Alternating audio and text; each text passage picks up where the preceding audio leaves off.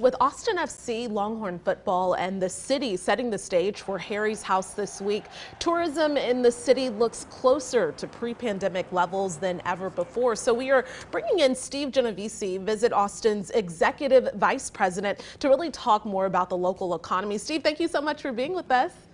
Thank you for having me. Appreciate it. Okay, so it's too early to tell how Austin FC, UT football, and Harry Styles has really made an impact on the city, but can we get just a snapshot of the last few years? Does it look like we are starting to reach those pre-pandemic levels of tourism?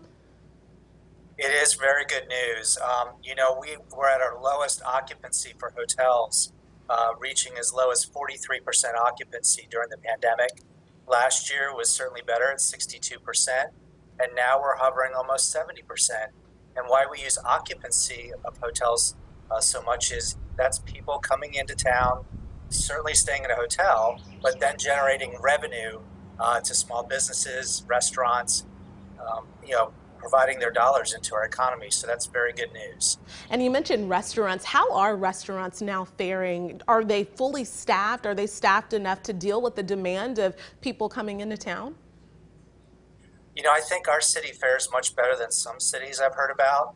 I think the overall we were staying pretty healthy with our tourism on the weekends. People coming from out of town, in Dallas, Houston, coming to visit. So we did have kind of some level of stability.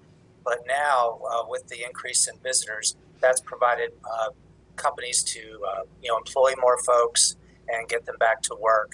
So it's all good news, and I think that that favorite restaurant that locals like so much, that to have that stability, to have a convention or a tourist, for example, on the weekday, like on a Monday night or Sunday night, that's where visitors can really make that difference. Okay, and then lastly, what do you expect looking ahead with so many events, festivals, and conventions, as you just mentioned, returning?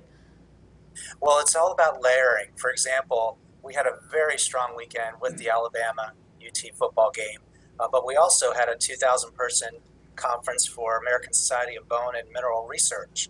So it's all about layering, and certainly what we're seeing is strong demand for the second half of the year with all the great festivals, Formula One, and the conventions. So it's we have about 6,000 more hotel rooms to sell since the pandemic. So we have more to sell, and we're trying to again just generate that business to keep those people coming into town.